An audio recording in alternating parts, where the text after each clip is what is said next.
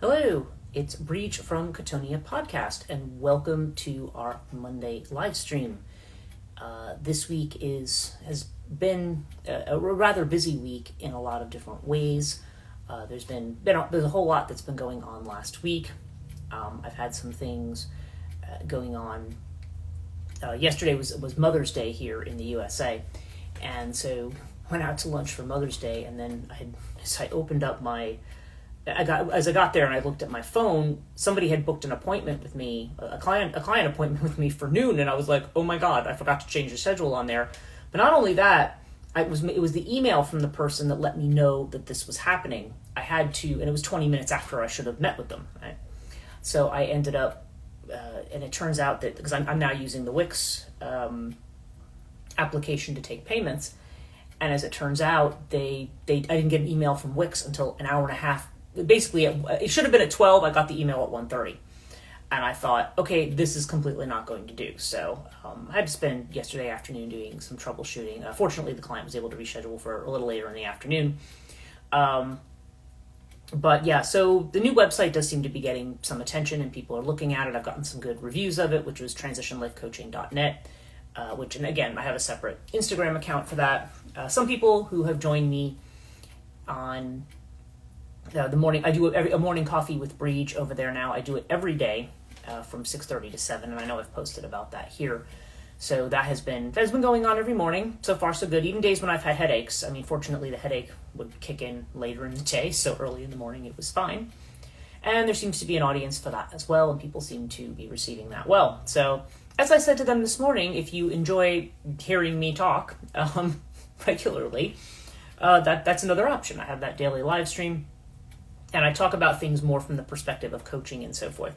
Of course, Chthonia has been more of the academic side of things and more dealing with not only my podcast content, but also my publishing and so forth.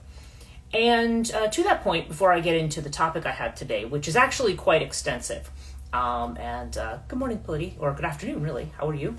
I have, so I usually like to start this with some updates. So I'm going to start with some updates first, and then I'm going to get into the topic. Our podcast for this week was on La Llorona, and who is the kind of the wailing woman who in Mexican folklore, it's like she is living with this guy. She's lower class than this aristocratic guy. They're living together in this casita, this love nest, and in this. So it was, and so they have like 2 or 3 children together, depending on the version. But then his parents decide he needs to get properly married to somebody on his own social scale.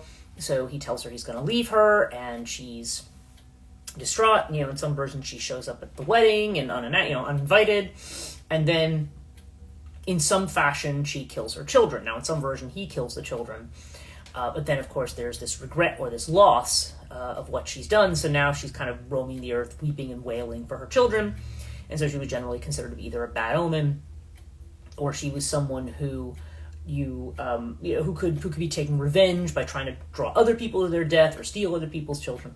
I mean, it's a very complex topic, and I did manage to keep it to an hour this week.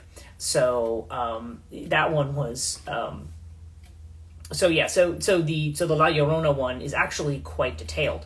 So what I'm really going to get into today is a little bit more about some of the symbolism and some figures that are also connected with women and this kind of violence of some sort that are either urban legends or folklore. And particularly what I'm going to end up talking about are Bloody Mary, Scary Mary, and Resurrection Mary, the 3 Marys. Okay, and what I'm going to talk about a little bit.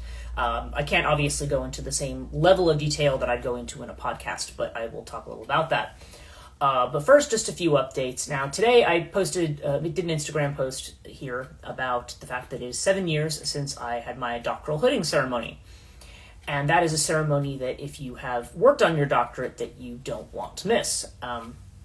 Now, I graduated from Drew University, which is in Madison, New Jersey. It's actually across the street from the university where I worked for years. There's 3, now I think they're all universities. One was a college and 2 are universities. They're all within like a very short radius of each other. In theory, if you really wanted to, you could walk between them. Although Drew is a little farther down the road than the others. and it was known for years as being like one of the preeminent liberal arts and humanities schools in the state of New Jersey, at least, if not like in the Northeast. Because Drew always, I remember when I was an undergraduate looking at schools, I ended up going to Montclair State, which is where I teach now, because I had a full scholarship. I had full scholarship to state school, and they were a state school. Drew was private, and as are all the other schools in that stretch of Madison. But Drew always had the reputation. Princeton's the Ivy League school that exists in the state of New Jersey. And Drew, for years, was considered to be the little Princeton, in a way. It was like, at least in terms of the humanities and liberal arts. And that has always been their strength. And unfortunately, I think I got there and did my doctoral degree right at the time before everything started to shift and change. Because the Doctor of Letters program that I was in. Now, first of all, I have a Doctor of Letters. A lot of people put me down as a PhD. And I think that's just a catch-all for somebody who has a doctorate that's not an MD. You know, I'm not a medical doctor. But the thing is, it's not really, PhD's Doctor of Philosophy. They do offer PhDs there in like history and culture. But the DLit is different, and DLit was actually the medieval degree. If you read a lot of writers from, like a lot of academic work, say from the early 20th century or before, they will frequently have DLit after their name because it was a medieval English degree. And DLit is, so what way it's used now, it was Drew and it was Georgetown. So we're not talking small scale schools that are just making it up. I mean, they're pretty substantial programs. And they're meant to be interdisciplinary doctorates. At least there might be some new programs that are different and I can't speak to those, but I can tell you that this is an interdisciplinary program. So normally when you do a PhD, it's like let's just say you did it in philosophy, then it's like, okay, you do it and then you take your oral examinations and maybe 2 or 3 figures, and then say you do Immanuel Kant and your whole dissertation's on Immanuel Kant. Like, it's one thing. This is also a very focused dissertation, but it's interdisciplinary. So I chose the Drew DLit program because I already knew what I wanted to do, and I knew it was going to be in ancient religion, afterlife beliefs, feminism, psychology, literature, classics. Like, it was going to be a whole gamut, ancient history. It was going to be a whole gamut of things in one. And most schools are not going to let you do that. They're going to make you, and a lot of times too, if they, depending on the faculty they have, the faculty's going to make you do something that they're an expert in. Like, oh, well, yes, I know you want to do this, but you should really focus this way. I remember talking to Daniel Ogden at University of Exeter when I had thought about doing their esoteric PhD over there back in 2012. And I remember him saying to me, because we were talking about subject, and I don't think Dan Ogden has any love for the kind of work that I do, because to him he doesn't believe in the psychoanalytical approach. He's very strictly a linguist, and he says, oh, well, I don't know, I don't think there's evidence for a lot of that view. But one thing Dan Ogden did say to me was, he says, that all said, he said, you need to work in the area that this is what you are passionate about, this is what you are an expert in. He says, don't ever shoehorn yourself into somebody else's version of what you should be doing as a PhD. And I thought that was really good advice. And actually, he's somebody who even in the short time that I had met him, I just liked him a great deal. When I asked him, he wrote me a super long email, and then when I met with him in person, he really was just, he's as wordy as I am, just like has a lot of, he's very anxious to talk and to give advice and things, but also felt that he and I might have been coming at certain things from a different point of view. So, so it was fair enough. So I really, that was some good advice. And when I chose DLit, I was looking at faculty. Anybody who does doctoral work can tell you that usually doctoral work is a nightmare. You go through, if you are in the UK or in Europe, you don't frequently have coursework associated with it. In the USA, you do. And with the interdisciplinary degree, you kind of have different coursework that you do. So that's why I have courses like in art, and I have courses in history, and I have courses in addition to what I was doing. I did an Irish history course. I was over in Ireland for the first time doing an Irish history course as part of Drew. And it was, so there's a lot of moving pieces to what we were doing there. But usually doctoral programs are, they're just horrible. People who get doctorates, it's like a trauma trying to go through. I think PhD Comics, if you ever read some of the things on there, I remember following it, and advisors who are too preoccupied with their own stuff and don't really care about the people who they're supposed to be readers for or are supposed to be on their committee because they have too many other people and, oh yeah, come back to me. And Drew has had a few people like that, unfortunately, who have blown people off, sometimes for years, just like, oh, I'll read your chapter when I get around to it, and then after a person's put a whole lot of work in, that happened to me actually with my master's. I put a whole lot of work into my master's.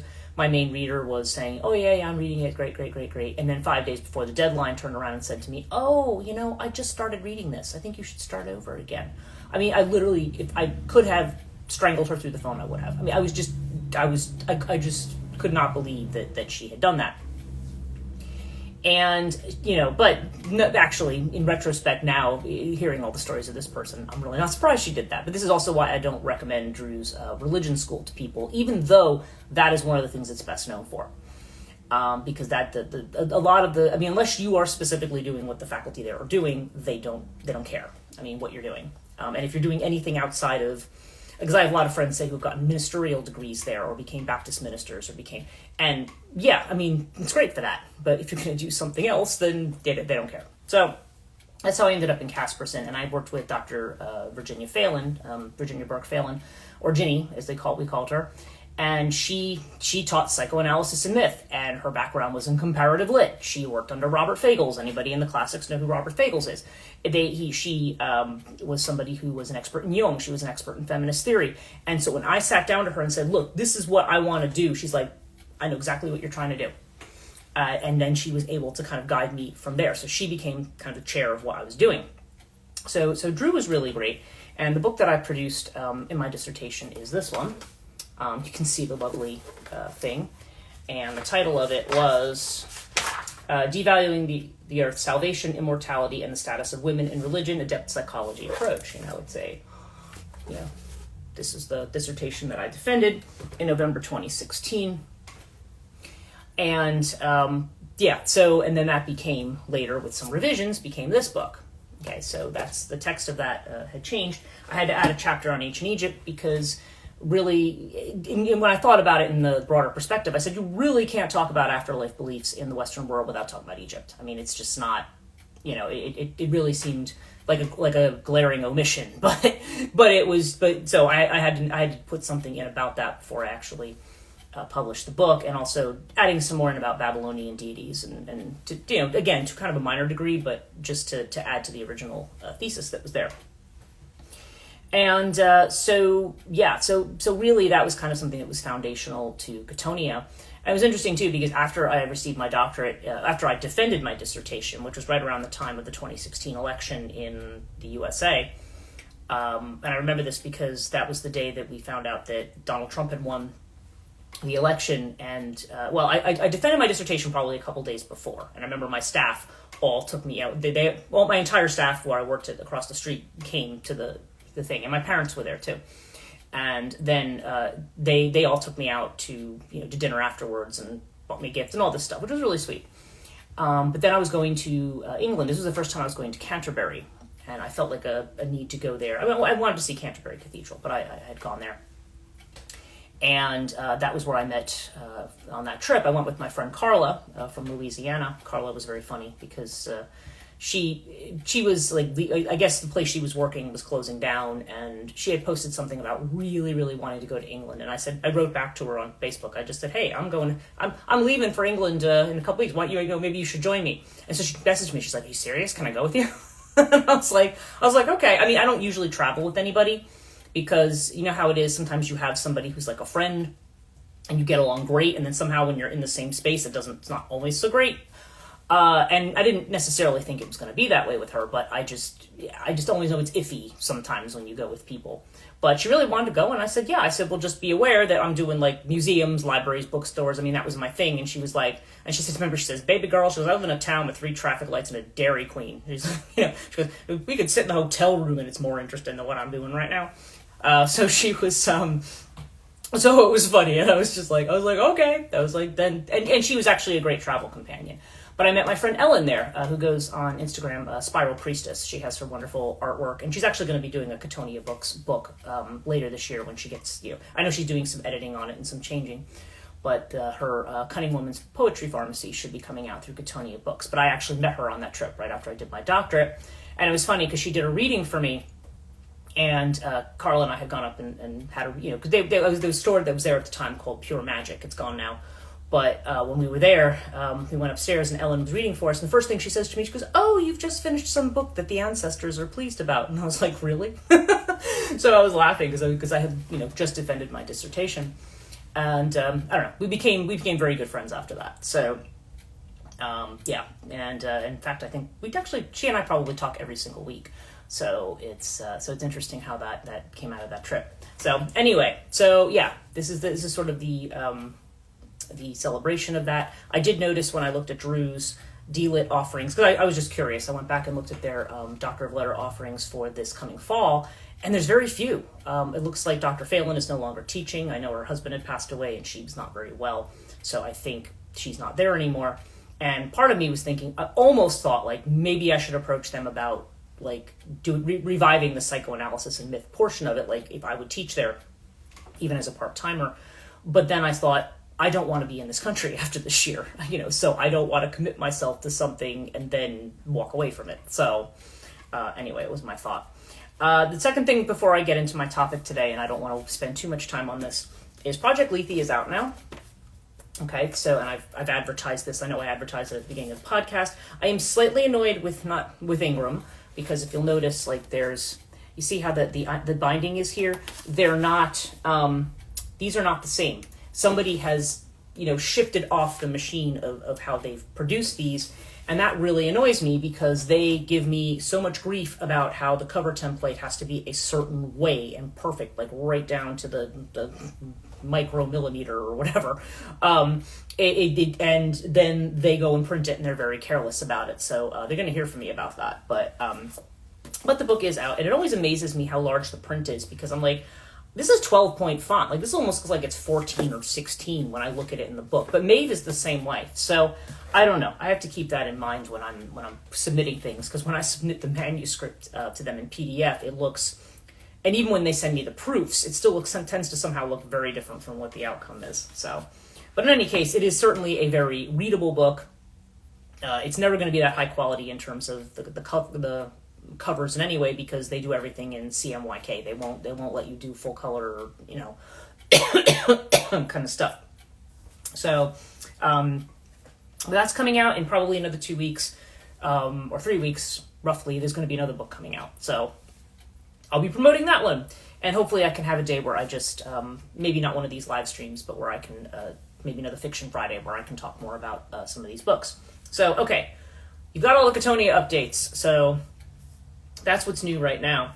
So what I was going to talk about today a little bit, as I mentioned at the beginning, I did the La Llorona podcast, which came out this morning, came out for patrons yesterday, and it's interesting. There was so many threads and so many strands to that topic, so many directions in which I could have gone with it, and probably still could, because this talking about it here is not gonna really finalize all of the ways you could look at that or discuss that particular topic.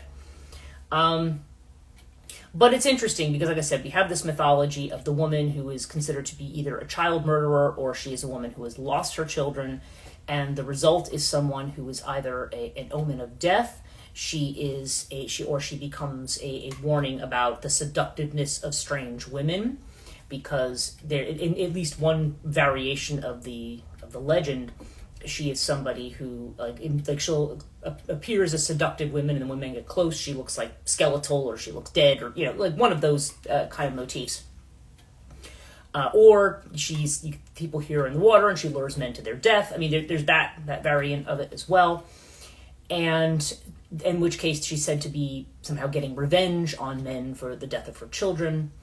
Or in some cases, she ends up taking on the characteristics of the child stealer, like a Lamia type figure, who is, because she's lost her children. People, that was one of the tales where they said, "Oh, be careful! Don't stay out late at night, because La Llorona may be walking around and mistake you for one of her children and take you." You know what I mean? So there was all these different variations on that lady in white story. Now, I think what I wanted to say further, because obviously if you want to watch the podcast, and I'm not sure, I mean, it just came out this morning, so I'm not assuming a lot of people have listened to it yet. Maybe they have. But I think there was a couple of themes I didn't talk about so much in that, and one of them has to do with the way in which the child is at the mercy of the mother, okay, and the way, because oftentimes, one of the things that we see here is that when you take it from the perspective of the child and the way in which we think about mother-child relationships, because in theory the pure nurturing mother archetype, I guess, is to be the one that says that you are that the mother loves her child, will do anything for her child, and is very and loves her child so much, that the whole thing of you can do anything and your mother still loves you kind of thing. That sort of almost martyr type of thing. Of course, the reality of mother-child relationships usually are a tad more complex than that, to put it mildly. But the idea that the children become, in this and in other certain white lady stories, the way in which children are, when the mother is angry or wants to take revenge on the father, ends up killing the children, like the product of that marriage, which gets back to the motif that we see in mythology of having to do, again, the extension or the contraction of the family. So, in other words, I'm going to take revenge on you by not allowing you to extend your family with my children. I'm going to destroy those children. And and also just sort of that destruction that comes. I mean, if you also take the class consciousness of it as well, because in the story, at least that I know, the version of La Llorona, she is a woman who is of lower status than the man who she's with. Like, he's more aristocratic. She is described as a humble maiden, right? And so the children of that marriage are either considered illegitimate, or they're not of the same standing, because the woman who produced them is not of the same social class or caliber, allegedly, which is again why they would say that this is probably, even though it is a Mexican folktale, it's and though there are some figures that suggest some Aztec roots for at least the figure of La Llorona, the wailing woman, that probably the story itself is Spanish. I mean, it comes out of Europe, because it reflects European values, certainly not Aztec values in the way that it's produced. Now, one thing I wanted to talk about was the lady in white from Germany, that particular story. What was the woman's name? I think I wrote it down here so I didn't forget. I did write it down here, but now I'm not seeing it. It's that's interesting. Well, anyway, I will find it. Here. Kunigund. That was her name. It was an unusual name, so I have to think about it. Kunigund. She's the woman who is a widow, and she's described as a voluptuous widow. So therefore, there's this implication that she's seductive. And when her husband dies, she desperately wants to remarry. So when a man says to her, when she hears that this man says, "Oh, I would marry her if there weren't 4 eyes on me," she assumes that he's talking about the 2 eyes of each of her children. So she goes and murders her children to say, okay, they're out of the way, now you can marry me, right? But as it turns out, he was talking about his aging parents, not about the children. And of course, once she became a child murderer, then of course, she's shunned for doing that. And then supposedly she goes to the Pope and has some kind of penance where she has to walk on her knees. And I don't know, there's a whole story that goes along with it. However, I think the reality of Kunigund in this particular story is that she was actually somebody who founded a convent. Now, whether she had married before or not, I'm not sure. Like, the article I read on it was not clear. But there's a tomb of this woman, and they have kind of an image of her that's this very severe-looking woman. And they said just sort of the severity of her features, it really characterizes the idea of the legend of the woman in white, this very stern or somber kind of countenance.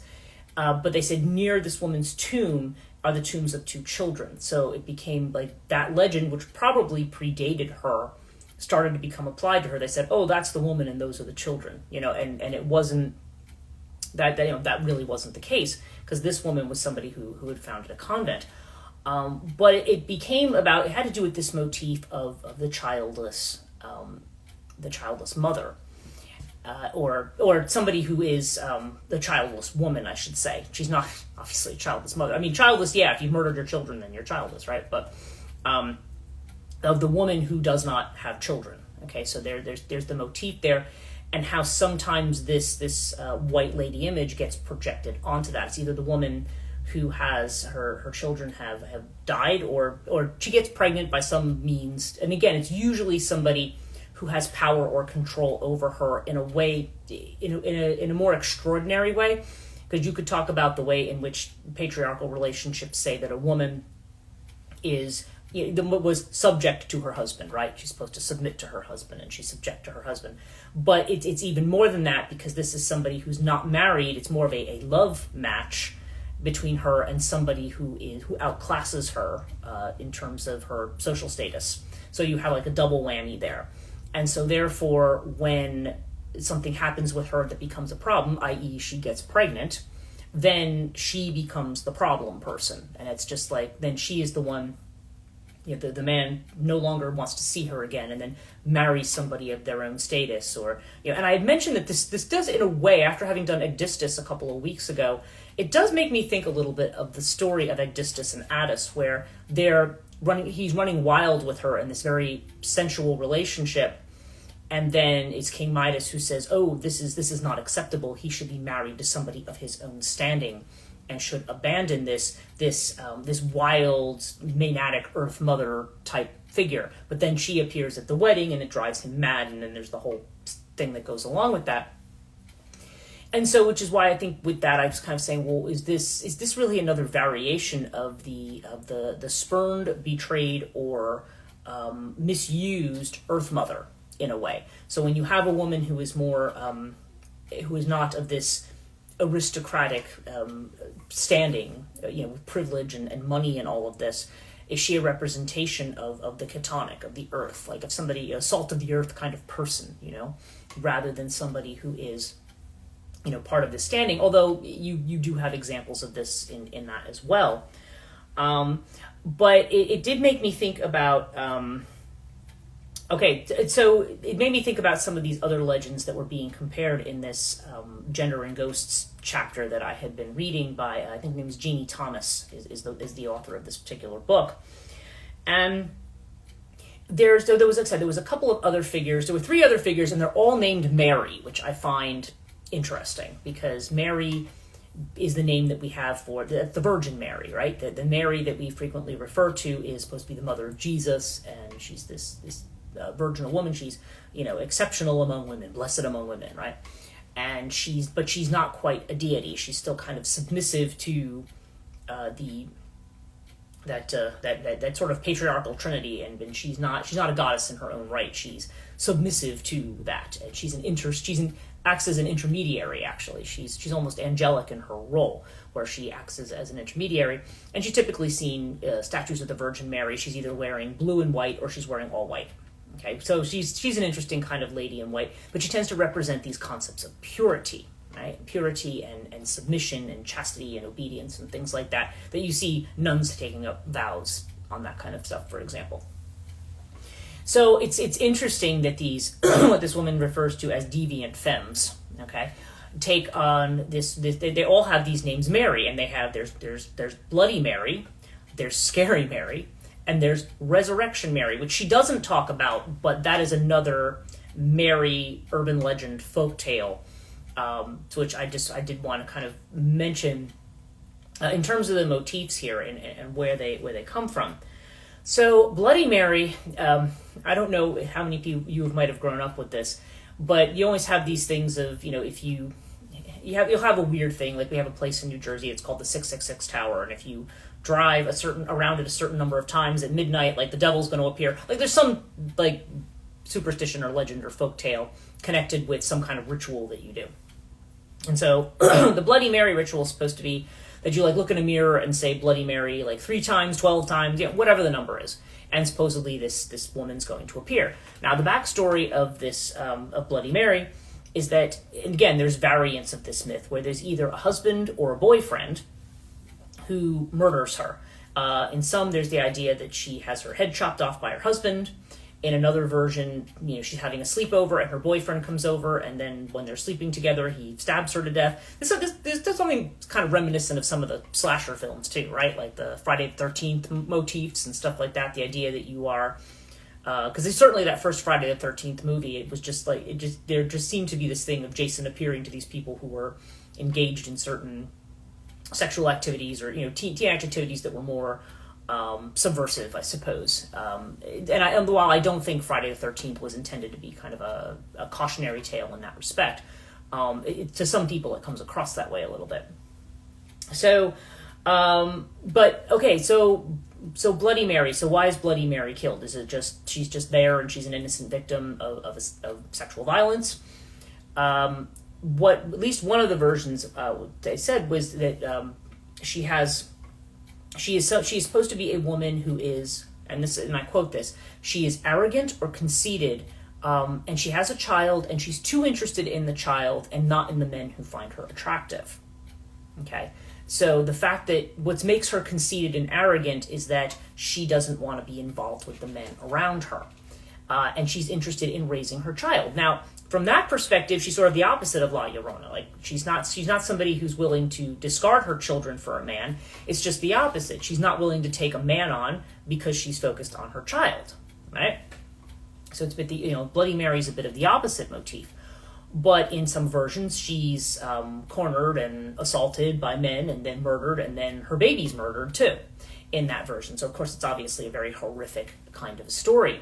But supposedly there's the thing then they tell the story of, if you say Bloody Mary and look in a mirror at midnight like X number of times or whatever, then she will appear, but she may come and kill you in revenge. So again, we have this idea of the vengeful ghost.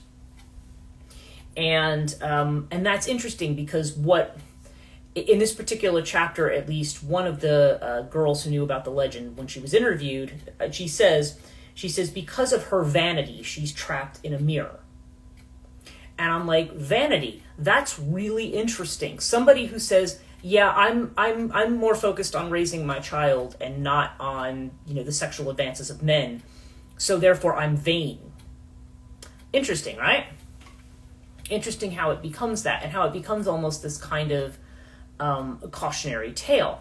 Although, as we had talked about when I talked about Nuriona, when I did the Japanese myths, probably last year or the year before, I can't remember exactly when I did that one. But with Nuriona, it was to say the idea of the woman who is wronged. I mean, and really, when you look at those two legends, it's almost like a no-win situation. La Llorona gets rid of the children for the man, and then ends up in this tragic situation where she's either trying to seek revenge or she's just condemned to wander aimlessly. Or it's the opposite, where she says, no, I'm going to focus on my child and not on you people. And then now she's punished by being attacked and murdered, and now she's going to keep coming back to get her revenge. So it's just so interesting how, when it comes to women's sexuality, there's this no-win situation there. There's one role that you're allowed to have, one path you're allowed to take, and it has to be within your social status, within the social order, and in the right way. Otherwise, this is like this horrific thing that happens. Now, it was interesting in this chapter. I had written this quote down that I thought was interesting. It says, "A sexual expression is dangerous for women and should be feared." Okay, now this is Jeannie Banks Thomas, who's writing this book, which is it's called The Haunted Experience. It's kind of an anthropological look at these folktales, and I thought that was really interesting. The idea that sexual expression is dangerous. The dangers of sexual expression. Now, why is it dangerous? Well, because it has a creative power. Okay, because you can have children. It goes back to a lot of what I've said, probably to the point that those of you who follow my podcast regularly are probably sick of me saying it. But to me, it just goes back to the way in which we still carry that view of sexuality. And I think in the modern world, with the Me Too movement and all the things that have gone on, which, by the way, are all very important things. I mean, there's this idea, the woman, and we're seeing some of that in real time now. The woman who feels like she's pressured to have sex for certain reasons, or that her body is what her commodity is. or women who are taken advantage of because they are not aware, or put in a position where they felt like they had to maybe do something sexual or do a sexual favor in order to achieve some kind of milestone or to do something. I mean, all of that stuff is now becoming anathema in our culture. It's not something that people want, that they promote or think is okay. And of course it isn't. But at the same time, again, it goes back to the fact that from the time we hit puberty, there's no, humans don't seem to know how to deal with female sexuality still. Ancient tribal cultures always had certain rituals, the boys usually had to go through the really rough rituals. The women, it was assumed like, with her monthly cycles and stuff, they're like, yeah, that's good enough, really. I mean, you didn't need all these other horrific rituals because, you already had this own kind of mysterious thing that went on. And but there still seems to be this idea that feminine sexuality is this kind of mystery, and we still treat it as something that's almost taboo in a way, or it has to be controlled under a very, very specific kind of a circumstance. Now, if we talk about Scary Mary, okay, we just talked about Bloody Mary. Now, talk about Scary Mary. Scary Mary is actually the woman. She is like the old woman with her cats who lives in a house, and people will frequently say like this person is that she was unpleasant to children and that she's probably a witch, or there's different variants of that one as well. And and it's interesting because I didn't seem to remember growing up. I can't specifically remember in my neighborhood, but there were certain places or certain people where you would go and somebody would be kind of in a house that was kind of by itself, and maybe the yard was a bit overgrown or something, and they'd be like, oh, don't go there because, so-and-so lives there, and she's a mean lady, and she hates kids, and she'll do this, and she'll do that. Like, you've probably heard something like this motif before, so this is another motif.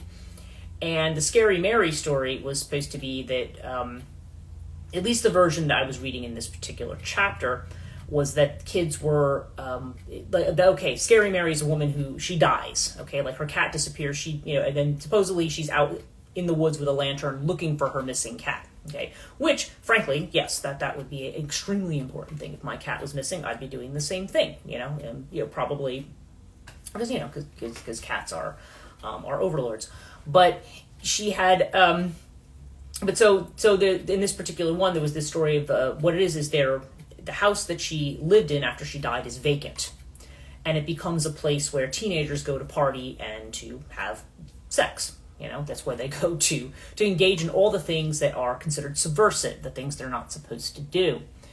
And so, but then somebody will go and they will end up seeing the ghost of Scary Mary, like with her lantern out. And in this particular version, this girl wanted to leave right away because she saw this woman with a black veil carrying a lantern kind of going through. And she was, all hail, yes, that's right. So everybody gets scared and they run away. And that's an interesting thing too, because we frequently hear the folk tales about the woman going to the house, and again it's that motif of operating in this forbidden or liminal space. You're doing something that's considered to be, I mean, the reality is, I think I'd probably say I could be going out on a limb here, but I'd venture to say a majority of people do that kind of stuff when they're a teenager, okay? But there's the idea of what the consequences are of that. This is, you're entering liminal territory, and here's the terrifying feminine force that could oppose you. But the idea is that because she is a woman who is alone, that's what makes her odd or deviant, because she didn't do the thing of getting married and having the family and having the kids and so forth, which nowadays is pretty much a common choice among a lot of women. A lot of women don't necessarily want to go, want to do that. I mean, you're looking at an example here. I mean, I did get married, and I was just kind of like, yeah, well, again, from my perspective, it's not that I might not do it again at some point if it was the right situation, but for me, it's just like after I did it once, I was like, yeah, I'd be real careful about doing that again. But it's interesting because I think of it as the idea. If we think about the whole idea of if we go back to Bloody Mary and we think about the child who is the woman is more focused on her child than she is on the men who pay attention to her.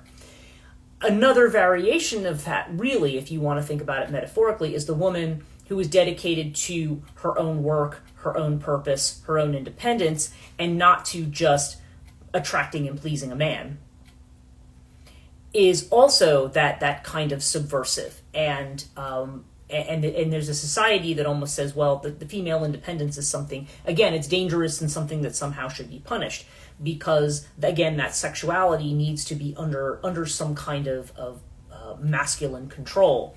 Otherwise, it's dangerous.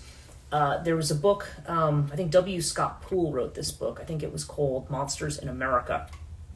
And I read this book. I think it was part of what I did. It was part of a chapter I wrote for another book on, I think it had to do with black-eyed kids and stuff. But I remember reading this book, and they were talking about movies that had come out in the 60s. Like you have, like The Exorcist being a prime example. Or these women, or what was it called? Was the movie called Species, the one where you had this woman, this beautiful woman who was actually an alien, and she would seduce men, and it was so she could reproduce her reptilian or demonic children or whatever they were. Or in The Exorcist, it was put in this category because what happens is, if you look at the situation, Reagan and her mother is a single mother. She's a successful actress, right? And she's a single mother, and she has this daughter who's going into her teenage years, and what does she do? She takes out the Ouija board, like she's, dealing in witchcraft, right? And then what happens to her? She has this horrible possession that goes on. And really, in a way, and there's some really horrific sexual things that go on in that movie. And the thing is, it's almost like this thing of like, this is the danger, this demonic danger of the woman in charge of her own sexuality. And we can look at this as a folk story thing and say, okay, well that's a campfire tale, or you can look at it as, oh well, that's just a movie trope. But the thing is, these tropes come from somewhere, and it's not that they're necessarily reflecting a literal truth. They're reflecting a psychological truth. As Eliade said, myth exists chiefly in distractions. It's in these other kinds of tales and things, because we don't have a uniform, say, scripture or whatever. Although the ancients didn't have any scriptures either, but we don't have any kind of unifying narrative necessarily for our culture. And so a lot of times these ways of dealing with these masculine and feminine issues come out in these kinds of folktale kind of stories. And a lot of them are a repeat of these same kinds of themes around the idea of the danger of a woman in charge of her own sexuality. What W. Scott Poole had pointed out in his book was that around the time that the church issued its edict on birth control, it was an encyclical on the family or something like that, about, of course, coming out against birth control. Because the idea is, no, a woman, it should all be natural, and so on and so forth. And of course, people have pointed out, they say, yeah, okay, so then why would men take performance-enhancing drugs of that type? Why is that okay, and why is the other not okay? But there's this thing of the idea that you might have some control over your cycle and your rhythm, and whether or not you want to choose to have children. People choose not to have children for lots of reasons. And first of all, if you don't want them, then don't have them. I mean, you see so many children who are just, and again, they end up being kind of the collateral damage in a way, because they end up in a situation where they are they're kind of stuck in the middle of this. It's not their fault. Like, nobody said to them, like, hey, you have to be born. You get born into a situation, and you're kind of stuck in it, and the alternatives of being stuck in it are not necessarily great.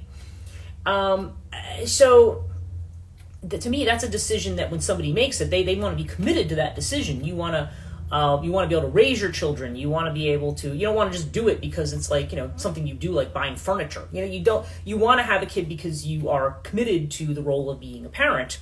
And that doesn't necessarily mean people always have to quit their jobs or anything like that, but you need to be committed to what you're doing. If you are not committed to what you're doing, or even if you psychologically maybe could commit to that child, if everything else around you, economics and everything else, you don't have the support, and you can't support yourself or that child adequately, people need to have that decision-making power about whether or not they're going to do that. But there's this thing of almost like, no, women don't get to make that decision. The men have to make that decision. And it's because somehow that power is something that women can't be trusted to wield for themselves. Probably going back to the edicts like in the Malleus Maleficarum she had mentioned, where women were considered to be like their sexuality is almost like the source of something demonic or something evil. And or the idea that this power can only be used to almost bring about a kind of immortality by extending the family line. Again, in if you talk about ancient civilizations, where there's no belief in life after death, there's not a belief in, there's Hades, but it's not the idea that you have an immortal soul. It's like there's a shadow of you that exists somewhere, and so you're not going to go live with the gods or anything like that. I think Heracles was the only one. And even he still had a shade that lived in the underworld. So it's not the same thing. Your immortality came through your deeds, and through your kleos, through your deeds, through your glory, and also through your family. And so you wanted to have the proper lineage, and everything had to be in its proper space. And, okay, so that leads me to Resurrection Mary, who's the third Mary in this. Now, Resurrection Mary... there's different names. Like in New Jersey, we have a place called Annie's Road, and there's a very and then I'm trying to think if Annie's Road is the one specifically here. It's one of those legends where you have a woman, like a woman in white, who is walking like near a cemetery somewhere, or a woman who's dressed like for a party or like in a dress, something, and is hitchhiking usually. I don't think Annie on Annie's Road is hitchhiking. I think people just see her spirit, but. I can't remember now. There is a New Jersey legend connected with. A lot of states have them, and probably you'll hear about them in other parts of the world too. But the Resurrection Mary story had to do with Chicago, I think, and because it was like a resurrection cemetery that was there. And so the basic, I guess the sort of the core story that is there is the idea that there's somebody driving and they see a girl on the side of the road walking home, and she's hitchhiking to get home, and she looks like she's been at a prom or a dance or a party or something. And so somebody will pick her up, and she'll be like, oh, hi, the car broke down. I'm just trying to get back to my parents' house, and this is where they live. So the person will drive her, but usually she's silent. And by the time they get to the house, she's no longer in the back seat, but something that she carried with her, like if she had a sweater with her or a jacket or something, or if she, in some versions, she says that she's cold, so somebody gives her the jacket to wear or the sweater or something. And then when they get to the house, she's gone, and then they go up and they ring the doorbell and talk to the parents, and the parents will say, oh, well, yeah, that was our daughter, and she died X number of years ago. So then the person inevitably, whether it's a cab driver, whether it's somebody picking up a hitchhiker, will go back and check the cemetery and find like the jacket or the sweater that they left like hanging on her tombstone or something. This is sort of the ghost story narrative, right? And there's versions of this all over. So yeah, this is definitely in the folkloric kind of a realm. But Resurrection Mary, okay, first of all, the term resurrection, I know it's supposed to be in this case a reference to the name of the cemetery, but it's this idea of kind of coming around again, or this, it's really more not resurrection, it's more like a restlessness. And what you have here, because usually the backstory of Mary is that she has gone to a party, and in some cases she's actually, somebody's at a dance and sees her and dances with her and then says, oh, I'll drive you home. That's the other variant of this, and it turns out they've been hanging out with a dead woman all night. But the idea is that she was out doing something. She was out at a party or something and then got into an accident and died, and never makes it home. And to me, that's almost like what they called the ancient Greek aore, which is another version of it. And I talk about them I have a podcast on the aore, which I don't know how popular that is with people, because I don't know that people necessarily know the term, but it is a term for a restless spirit. And aore is the feminine, so this has to do with female spirits who are restless and who become, according to Greek legend, they're the ones who become the assistants of the Furies, because somehow they may be tied up in... Furies deal a lot with setting appropriate boundaries and not violating to certain taboos, particularly as it relates to the family specifically. And so these women end up kind of being in this position where they become assistants to the Furies. And so they either deal in vengeance or they deal in something, because they can't really they can't really rest, because somehow something about their role as a woman doesn't get fulfilled. Either they never get married and have children, again, in a system that says that that's what you're supposed to do, or there's just something else about them. Sometimes they're suicides, sometimes there's different things that they are, these spirits, and so they sort of they end up being part of this band of deviant, Chtonic feminine figures that are there to provide either some kind of vengeance or some kind of moral retribution for something, is what this kind of ends up being. But I also think about the fact of Resurrection Mary, like trying to get home. So there's the idea, okay, if we think about the development, if you think about moving from, kore to gine, in Greek terms, you're moving from being a girl to being a woman. The myth of Persephone, where she is the kore, she is the young girl, and then she's kind of taken away by Hades. And again, there's all kinds of different interpretations of what that means. Oh, she was innocent and she was taken away.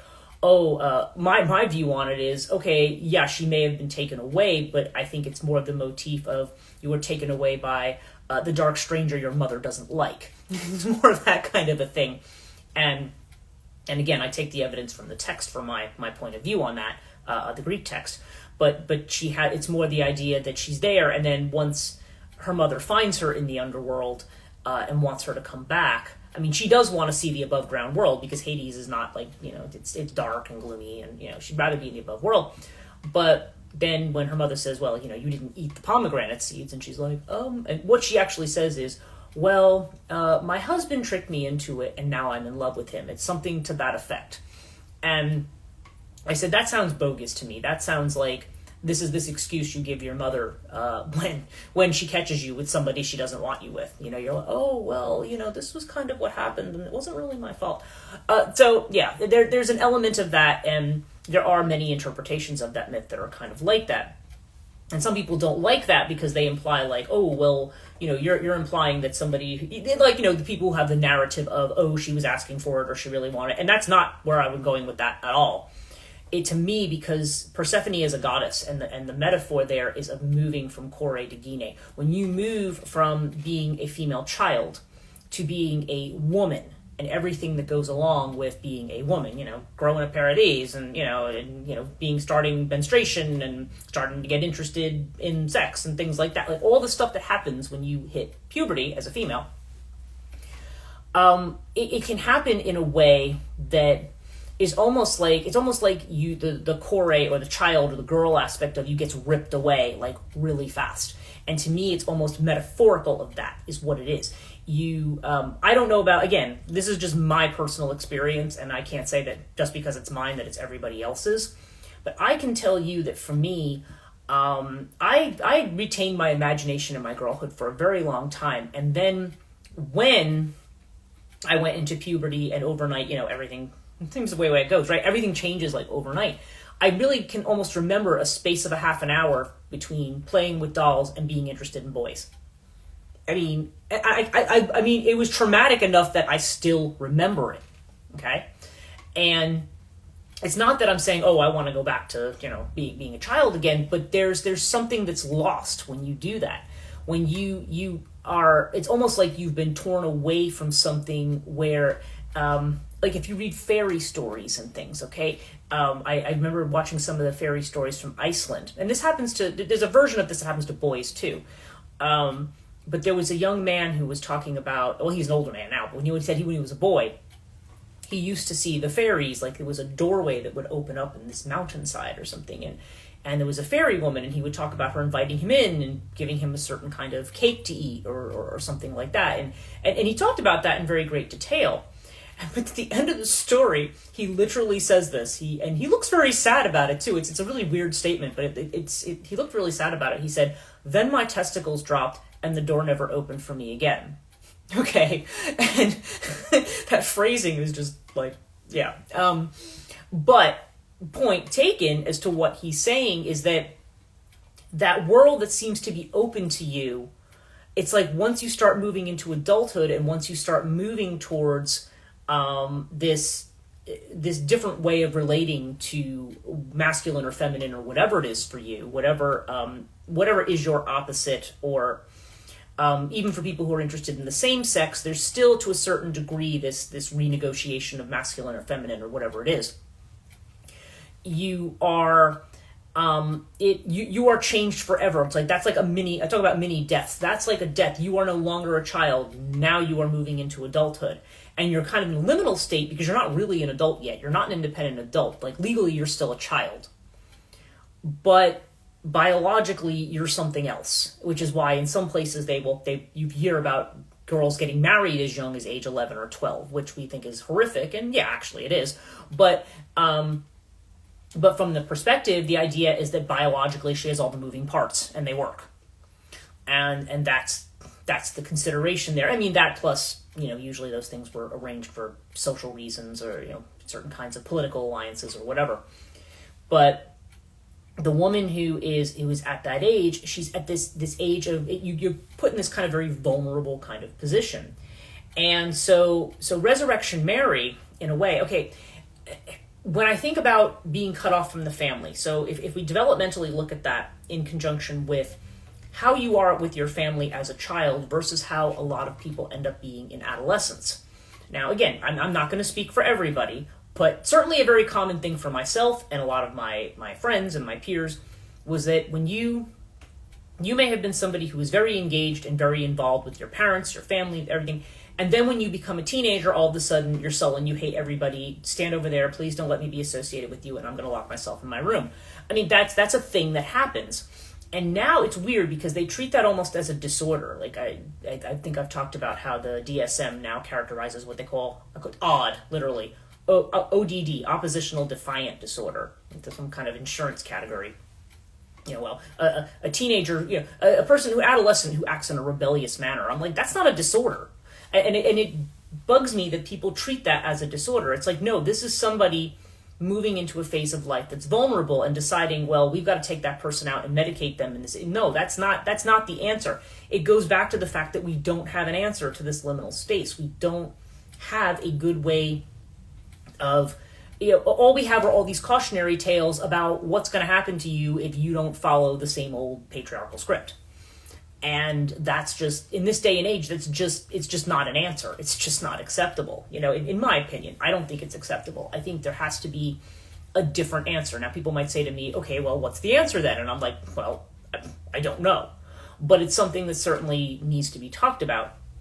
I think that's one of the things I might be hoping to get at in this interdisciplinary center for the study of feminine myth that I'm trying to put together, is just kind of looking at that and looking at these kind of issues around gender and the way that they affect people, and the way that, first of all, the way that they're just naturally reforming socially, but also the way, the fact that that basic question, no matter how we reframe the issue, for instance, they were talking about in a lot of these stories, you have this idea, there used to be this idea of the woman as the female, as the sexual aggressor, and now, of course, we look at it more as the man as being the sexual aggressor. Either way, we still don't solve that core problem. It doesn't get down to the problem of how people are relating to each other and how they deal with that extraordinarily powerful impulse. I mean, okay, if you believe parapsychological research, and you read about poltergeists, okay? Poltergeist phenomenon, people are always trying to talk about who's the ghost. There's no ghost. The ghost, supposedly, which sounds almost more incredible in some ways, is the idea of like a psi phenomenon, where it centers around a particular person, usually somebody in that exact stage of life, that exact hormonal stage of life, and somebody who may also have some of the kind of psychological trauma or difficulty that's maybe not being expressed. And there may either be some other chemical factors connected to the temporal lobes and to other things where they say, yeah, that can produce a phenomenon where they walk into a room and things start going crazy and writing appears on walls. And you think, how the heck, that just seems like it can't happen. But often, but there are cases. I mean, I've read hundreds of these cases, and it does. I mean, not all of them are people faking it. I mean, it happens. And then when that person is able to either moves past a certain chemical phase or is able to resolve something of the psychological trauma, then the phenomena stops. But but the potency of the psyche, that is like almost it at its most potent thing, and it's connected very much to the sexual energy of a person. That's why Kundalini is so dangerous, because you have to be very careful with it. So people almost acknowledge the fact that there's a danger there, but they don't. We can't. The answer is not just, well, you the woman have to submit to this thing because you have this power. That's not. There has to be another way to constructively work with that energy at that point in time that doesn't also give both men and women an idea that they're supposed to be terrified of each other and they end up being at odds with each other, again, regardless of where you end up in terms of sexual relations with anybody. It creates this kind of war that goes on that doesn't really need to be a thing. But the war may be going on because we're trying to refigure a lot of this stuff too. But just my last point on Resurrection Mary was that so we've got this family dynamic. This is the point in time when you're pulling away from the family, and you've got this idea of this girl who's gone out partying, whatever, and dies before she can get home. To me, that's another version of the Aori. That is the girl who, she's left the family, really. She's left the family. She's moved more into this from Kore to Gine, okay? There's this movement from being a young girl who is attached to her family to one who is separating from her family and going out and, meeting people, socializing, in this case, meeting boys or whatever, and then dies before anything happens. It's like the girl who dies before she gets married in those stories, and then they say, oh, now she's, so she's perpetually repeating this cycle because she's not, there's something there in that liminal space between her being part of her family and her own version of independence and becoming her own person.